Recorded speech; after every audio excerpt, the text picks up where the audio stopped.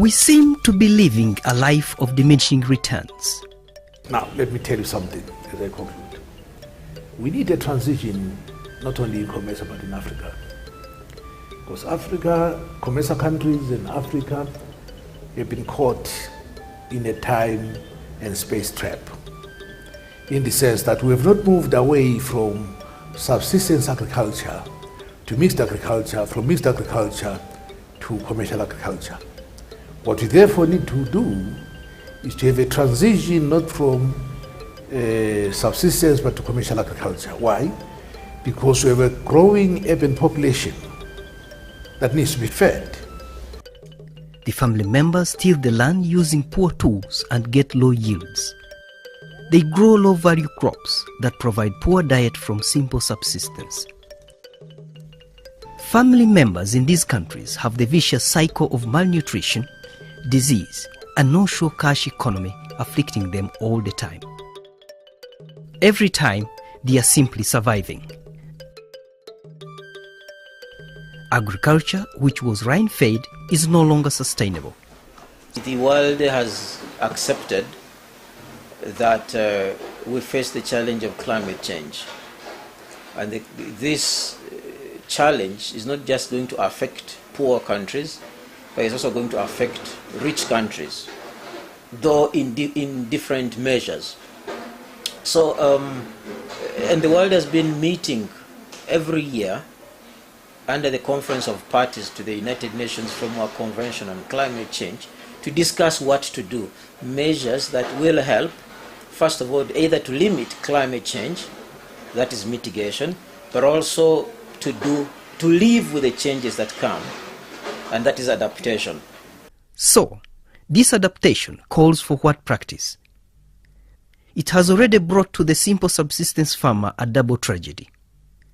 Agriculture in Uganda is basically natural organic agriculture, and the climate is changing, and the policy of government is, as climate is changing, agriculture must change for food security, the incomes and development of this country. How can this happen? We have a number of policies which have been put in place. One, if we are to sustain agriculture, we must improve the use of fertilizers to enhance our production. We must be mindful of sustainable land management, and land management includes natural resources. Natural resources specifically that must be taken care of are the soils must be maintained, the water must be maintained, the forest natural environment must be maintained, and we must take care of the wetlands and our water bodies to make sure that the food and the productivity of our soil is maintained. The third one, we must focus on research. When climate is changing, we must be developing appropriate varieties, appropriate animal breeds, which can sustain our productivity in the face of the changing climate, global warming, less rainfall. Research must develop those technologies, and we must provide appropriate community education. This is through extension. We're also looking at value addition of our products. We must add value to our products, increasing the shelf life. Value addition here actually starts right from the field. We must get those right varieties for processing, right varieties for drying, right varieties for storage, right varieties that sustain the nutrition value of the commodities. And then we must make sure whatever we produce accesses the market. If you do all this, you need to develop institutional arrangement, human institutional arrangement, structural institutional arrangement. Change the thinking, changing the mindset to address the challenges that we are facing, to make sure we sustain the livelihoods and move the economy, commercialization of agriculture. Now, what should farmers do? How do they adopt new skills and develop alternative agricultural practice? At independence, the population was 7 million. Now, 50 years plus, we are hitting 37. But Uganda's, the country has not increased. Let them embrace the technology. And for the technology, let it be a package. You go for improved seeds, you use fertilizers, whether organic or inorganic, weed on time, control pests and diseases, harvest on time, store those products very well, because farmers lose over 30% of the produce through post-harvest losses. Go to Busogwa or anywhere, a farmer will harvest cassava or the maize, he dumps it in the compound. How do we really increase the resilience of the farmers to impact of climate change and climate variability? So we are trying to see how to assist farmers to generate cropping calendars for the different crops. You see, to increase productivity, don't look at crops. You have to look at animals, fish, poultry, and other aspects.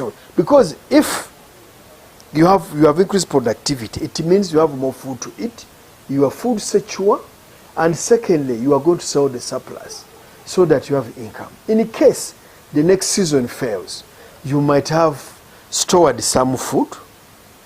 If at all you are practicing store, like in the past, people used to have these granaries, iriaji. Also, in the case you sold, we expect you to have saved part of that money in a bank.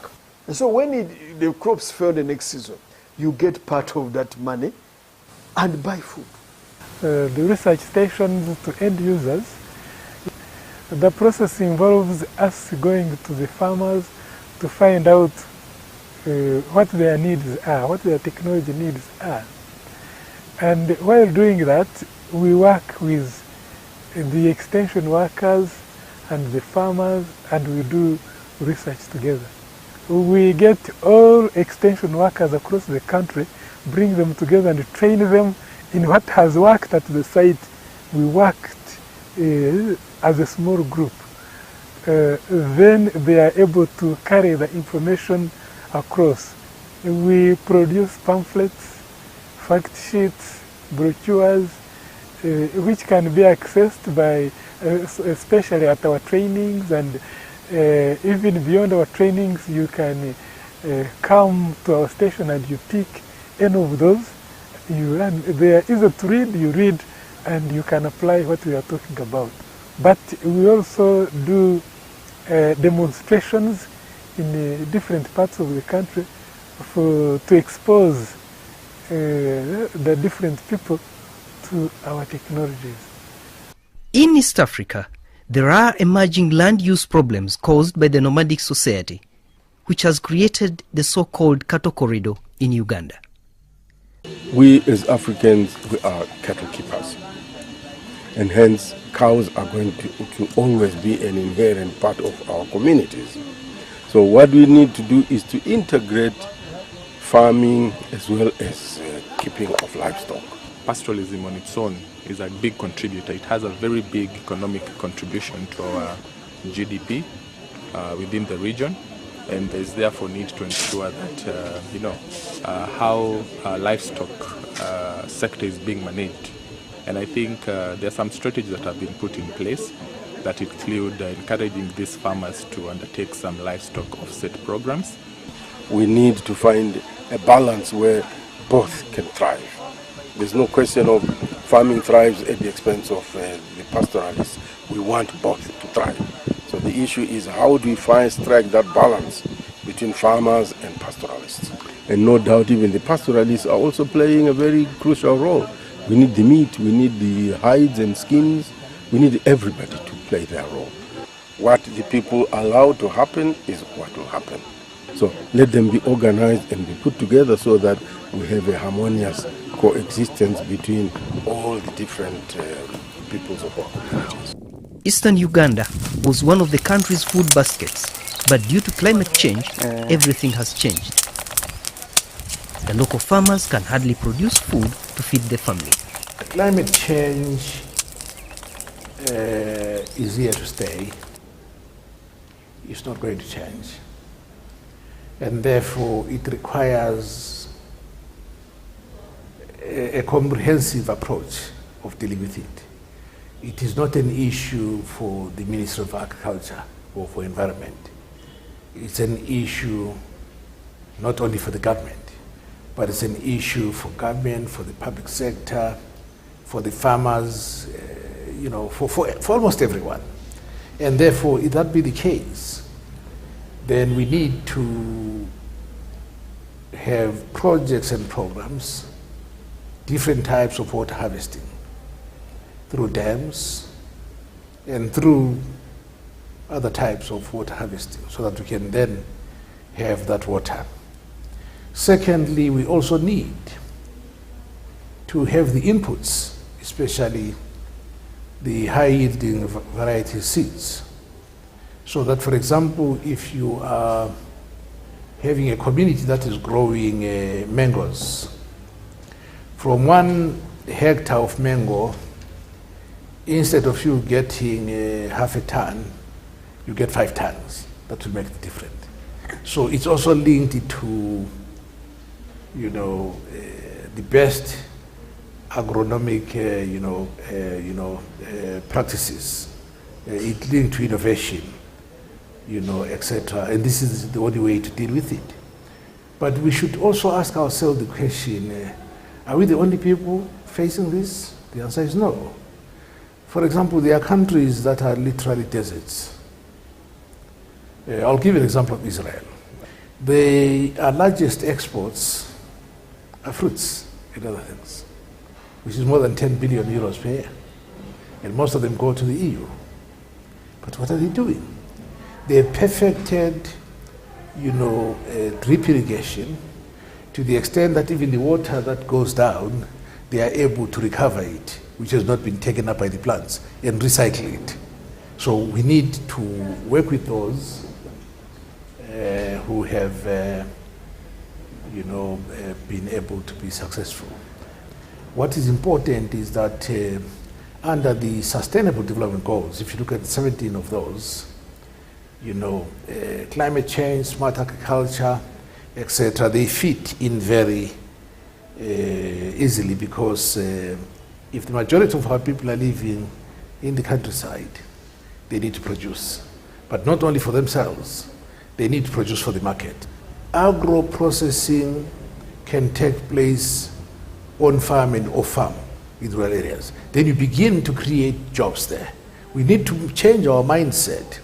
Under the tripartite multi-donor funded program, the Common Market for Eastern and Southern Africa, COMESA, awarded Uganda United States $740,000 to promote climate-smart agricultural practices in 5 districts in Eastern Uganda of Budaka, Bugiri, Buyende, Busia and Namutumba. The support is expected to benefit 15,000 smallholder farmers and 30 schools in the 5 districts to help in family and school feeding systems. Here in Bugiri and Namutumba, few farmers have been brought together to pilot a learning project on a new type of agriculture to mitigate the ever-changing climate. They are chosen because land is scarce, soil is poor, and climate is very severe in the area. With COMESA Uganda as the farmer group where I belong, we are 90 members. We started this climate smart agriculture. That was 2014 season A. I'm Mukaigwa Moses, a resident of Nsongwe village, Bukenga parish, Bulange sub-county, Namutumba district. I'm a farmer, the chairman of Bulange multipurpose Development Cooperative Association. With this project of climate smart agriculture, we were given the new technologies of how we can trap water so that that water can help our gardens so that they can be resistant for some good time before rain comes in. I use this edge here of the road. So with this edge of the road, I trap the water, that's why you see this soil here. I put this soil here and then I trap the water so that I channel it to the other side where I collect the water from. That water, it sinks down slowly by slowly. This land here, it is slanting. I trap the water because as it rains and this place here is hard. I now have to get a collection point. It helps me to harvest all this water which comes from up this way and then it collects there. And from there, that's when it goes down. As the water runs from the other side, it also comes this way to the garden. Therefore, the first skill is to retain water. It allows soil leveling to build a level garden. As I dig this soil and water conservation structure, I get the soil putting it down up this way. I pour it upwards. It helps me to trap all the running soils from up, which would cross down this way. It is being stopped here.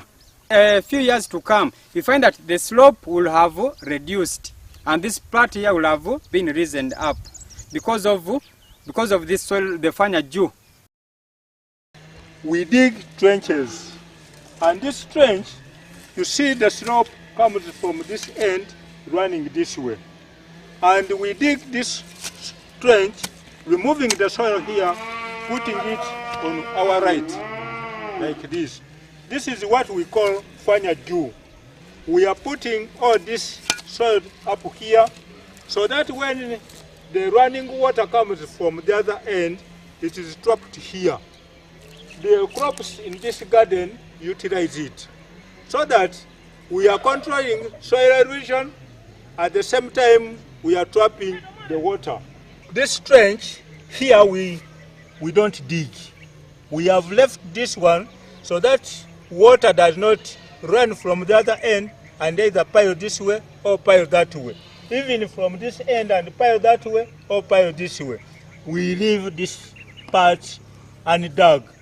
But then here we put the soils. The fire dew continues here so that in case running water comes from here, it can't go into our garden. It will come this way or this side and we still use it. And now this one is also used for entering in our garden. Moses Kaigua and Sylvie Oboth bring in a sense of smartness on the part of the farmer in agronomy. Water retention is crucial. The farmer must know how to maintain water around the crop.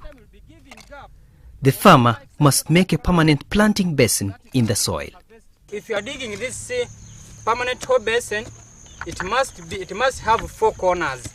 And then you have this edge here it must be straight at least. If you want to confirm whether it is 35, if you put your leg inside here, it must fit in. If you want to confirm the 15 centimeters, you must use your thumb. So if you put it inside here and then it goes up to somewhere here, so you know that the 15 centimeters you will have finished the 15 or 20 centimeters. After filling this permanent basin here with 3/4 of the soils, so you get a bottle top of Rwenzori, you fill it, and now you put the fertilizer here like this. So now get the soils and then try to cover the fertilizer. When you are going to plant, for instance, maize, you apply 3 seeds, space them. One seed must be this way, another one must be in the middle, and then another one this side. So you now bring your soils and then cover. When it rains, this soil will try to sink down. All the soils are very soft and the water will have to penetrate into the soils. So thereby making the roots easier to tap the water. A basin, our basin is 35 centimeters long. And this gap here in between the basin and the basin is also 35 centimeters long. With the beans, we put 6 to 8. With the maize, we put 3 seeds. The harvest you get from this basin is more than the harvest you would get around all this area had you to use the conventional method. When we are top dressing, we use urea.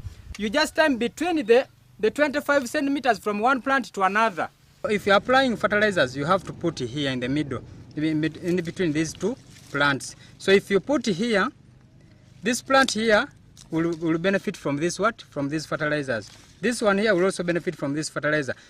You now have to skip this and then you plant, you put here the fertilizer. So that this plant and this one here, they also benefit from this one here. We had a facilitator. In fact, he advised us that vegetables are high value crops. In climate change, maximizing use of limited land is important.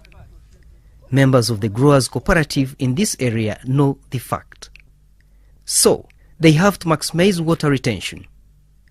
Water should not run out of the field. The farmers must also prevent soil erosion. This is my soil and water conservation structure. And this is the one we call fanya chini. Because with fanya chini, it helps you in harvesting the water. And the maize which is always along this soil and water conservation structure, it is always the best maize. And even if you look at the crops, they're always the best because of the good conditions around this place. With this new technology of climate smart agriculture, if you don't put these tie bands here, the water which comes here, it will just flow downwards. So in the end, it will be promoting soil erosion. So the fertile soils you get from these soil and water conservation structures will be adding fertility to your soils, and at the same time, you'll be giving gap for other excess water to come in, so that you can harvest, and you harvest with the soil nutrients. These tie bands here, if you are crossing from the other side of the garden or the other block to this block here, you use them to connect you from the other block to this block. Mulching is a way to conserve water in the soil. In the climate-smart agriculture system, farmers cannot afford to forget this technique. So with these mulches here, on top of the other soil and water conservation structure, the water which collects there, it enters here. In addition to these mulches which cover the soils, you find that they help this maize very much to try to resist the changing climate conditions. The keywords you must know from climate smart agriculture are that it is not advisable to start disturbing the soils as we used to do in the past. You dig slightly just to clear those weeds.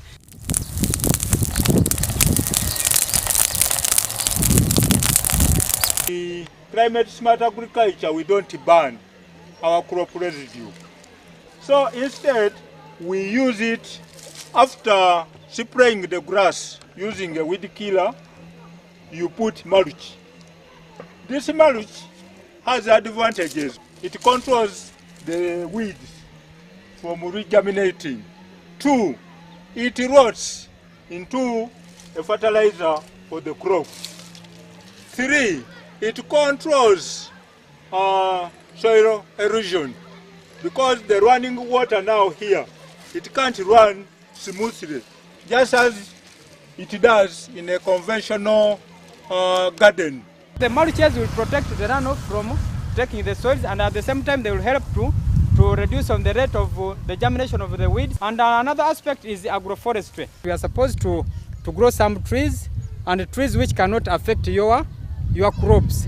We have some trees we plant, like the nitrogen fixing plants, trees like coriander. These are leguminous trees. They are both protective and nutritive. It is protective that if you planted it around your garden, even if a stronger wind comes, your crops are not very much affected. Another major one is crop rotation. Now that crop rotation, you find that where you planted cereal crops, next season you have to plant there leguminous crops. So if you don't follow those principles, that means you are not climate smart. All the farmers know the problem of weeds. Weeds can easily ruin crops, especially in small plots under the Climate Smart Agriculture program. any delay in weed control can be disastrous to the farmer. The soils of Namtumba are very poor. That means the only solution is climate smart agriculture. In Namtumba we have a very stubborn weed called striga. In fact, this garden here used to be very much affected by striga. You see, the most important thing is striga does not germinate where is not dug. So if you don't dig, striga does not germinate. And now if you dig just only a basin, it means that only those few seeds falling in that area have a chance of germinating. But then our basin, we are applying human waste or fertilizers, be it DAP or otherwise. But then, after maintaining our basin there, by the time striga wakes up, the crop is already ahead. I planted 1 acre and I got 15 bags. Made everybody to come and ask me. I realized that striga is always on top, and the seeds have never gone deeper beyond 10 centimeters. Since I was digging basins with the depth of between 15 to 25 centimeters deeper, the roots of the maize, they were going deeper and they were leaving the seeds of striga upwards. So that one really made me to realize that if I use these techniques, I will have to get better yields. The man I got from here, I had to buy some 2 bulls. So the 2 oxen, I'm now using them to plow. And now that's why with planting, if I want to plant this garden here, right from up there up to this way, it is only 1 day to plant this whole area. But good farming means working together. Bulking produce is a cooperative attitude that strengthens the vision, especially of small-scale farmers. Since I started using these principles or this practice of climate smart agriculture, the output also increased. And now in a season, I normally harvest between 2,500 to 5,000 kilograms in a season. And now we are we've started introducing in this issue of collective bulking. We happen to get in touch with some of these strong buyers, like the World Food Program. Now to promote this collective bulking, we told the group members that we have these super grain bags. The super grain bags we have, you are going to receive them at a free cost if you are ready to bulk. We are in line with WFP. They even have these other bigger metallic silos, for which contain around 10 bags, some plastic which contain around 5 bags. So those ones we also buying them so that we can have them. I had some visitors from Karana Corporation. I told them that now we have this challenge of market. They said, we are just giving you as a token. They gave me a smartphone. It is assisting me to know the different prices of produce all over the country. It also came in as a result of my participation in Climate Smart. We have now access to all those other outside markets. In our cooperative, it is our bylaw that a member is not meant to sell outside the cooperative. We put there a fine of 10,000 shillings. This will at least induce more members to join our cooperative, because we shall be selling at high prices and we shall be realizing more than we used to realize when we were just a group. And imagine just only that this garden, I managed to raise enough money for my house, and as I talk now, it might be the best in the village. So I really appreciate climate smart agriculture compared to the conventional method of planting. So the project is halfway, and it has actually performed to our expectations. However, if you look at now the beneficiaries who are outside the project, we could actually say the project has surpassed what was expected, because there are those who came to learn, although they were not targeted, and they actually went and started implementing some of the activities. It has performed very well in developing approaches that can that promote the smart agriculture, that support the sustainable use of natural resources and sustainable land management. It has succeeded very well. Can we scale them out to cover the whole country? Well, the land management systems that you have, fortunately here in Uganda, you have had a sustainable land management initiative. And if it is integrated with climate smart agriculture, then you have a winning arrangement. But you do have, haven't seen much degraded lands in the areas that we are visiting, but we do know that there are some areas where you have incessant rains leading to mudslides and things like that. But this needs a special approach to be able to stabilize the soil and make sure that people are able to continue with their lives. These two farmers are in two districts of Bujiri and Namutumba. Have these two farmers, Moses Kaigua and Silvio both, made improvement in the family feeding and in family income? Now most of these children, for them what they need rice. Even if you have a portion plenty, but their problem is rice.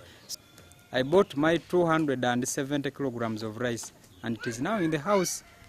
Since we started this climate smart agriculture, we also have a lot of beans in plenty. The diet has really changed and now my children can no longer starve.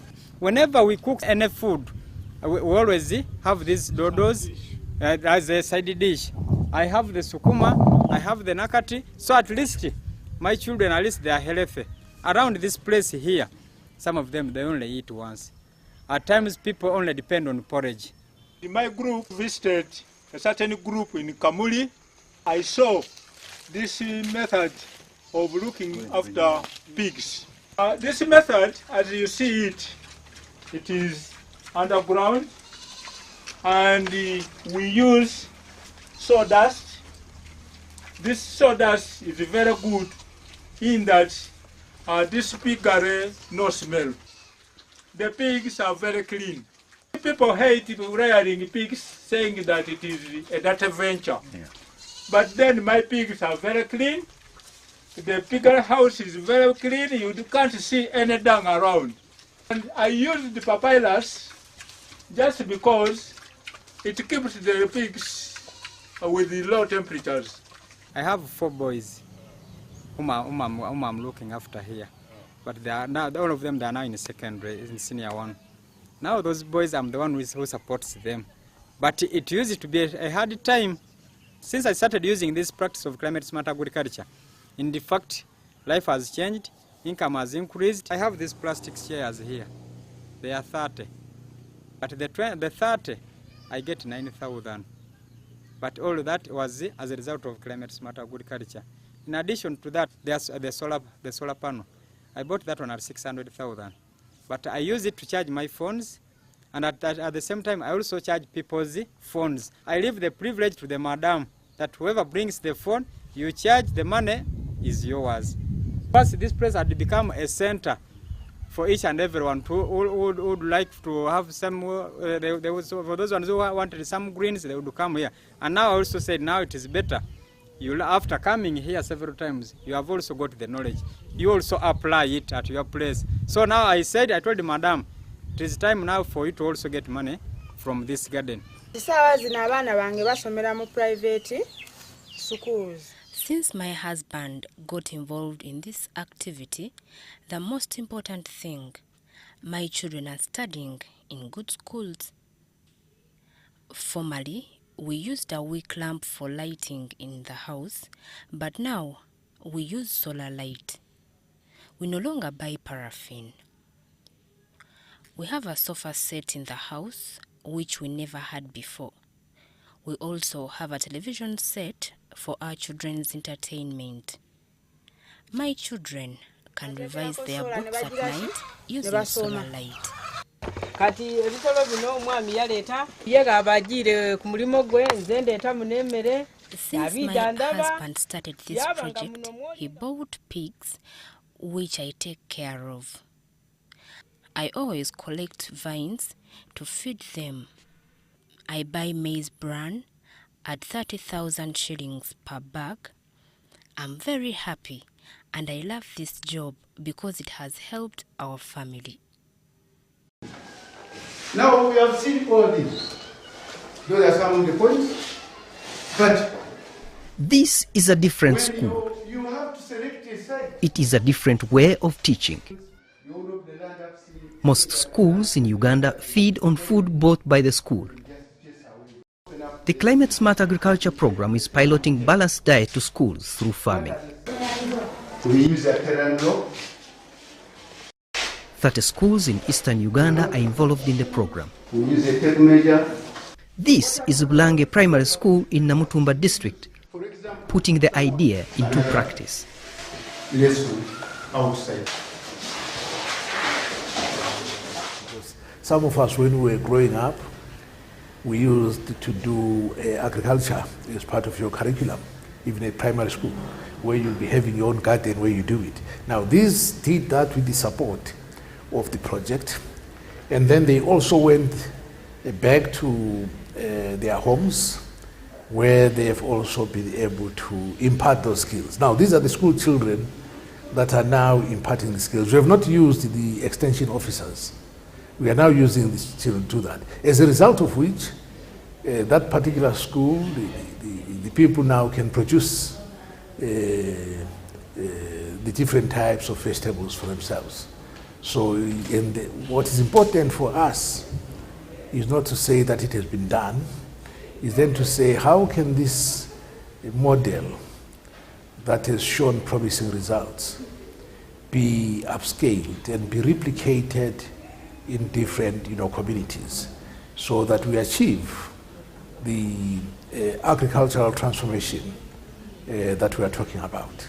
For these ones, as you see them, they are all climate. They have already adapted. We have got over 200 children practicing CSA. For us in this CSA, when you plant the crops, on that very day you know how much are you going to harvest.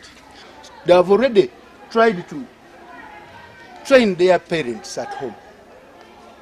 So now CSA has extended as far as to the ground. The first thing a farmer should do before doing anything in the garden, these are measuring the land length and the width. That was the first thing. Selecting the site, opening up basins. But we should not burn any bushes, because the smoke contains carbon dioxide, which may destroy the atmosphere. They have learned the skills of growing crops that produce their food. In the field, it is also part of learning practical for the pupils as they produce food for their school. On the timetable, we have an agricultural time indicated on the timetable from P1 up to P7. So that time is what we use for teaching these children how to practice CSA, because every class is supposed to go in the garden at a given time. Even the World Bank has brought here the nutrition program. It has already married its program on climate smart agriculture.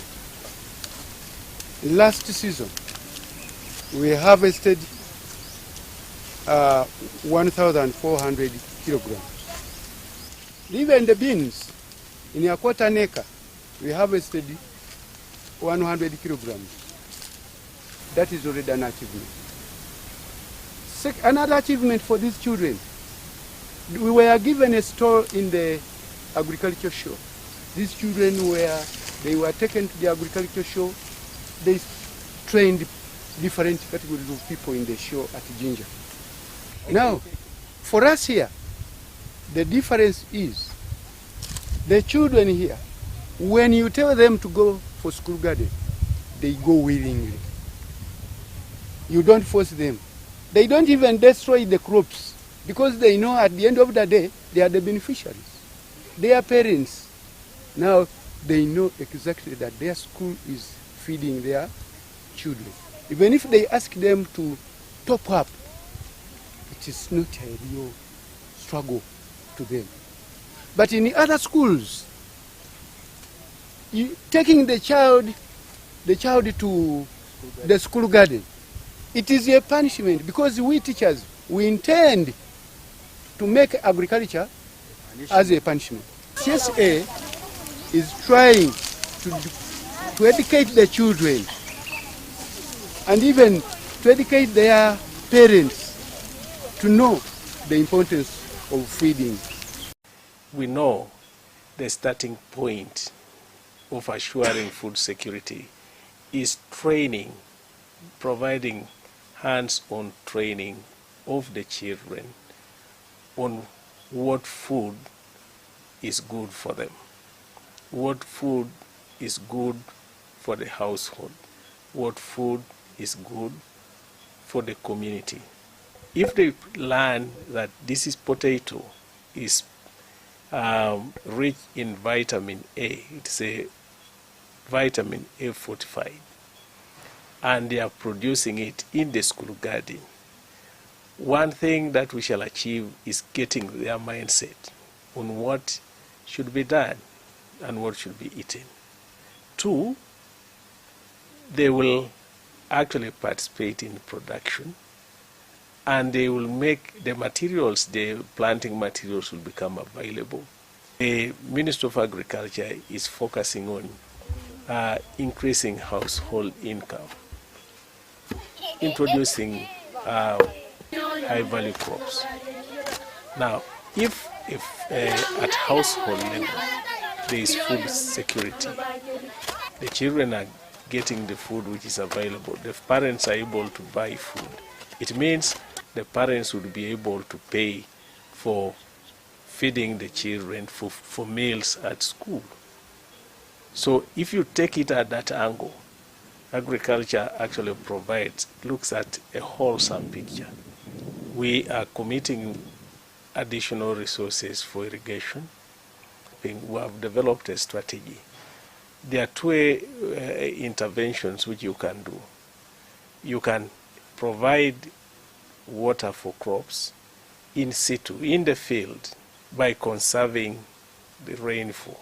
Then there is a second element where you now either get the water from a water source, a river, a dam, and apply to the crops. And where there is no such water, then you can go and get water from downstream, either through pumping or through gravity, and come and apply it to the crops. Irrigation becomes important for increased productivity across the country, for improved nutrition, for increased incomes. Uganda will have to use the water effectively in farming to guarantee quality agricultural products for Eastern African Community, COMESA Zone and SADC. It is possible.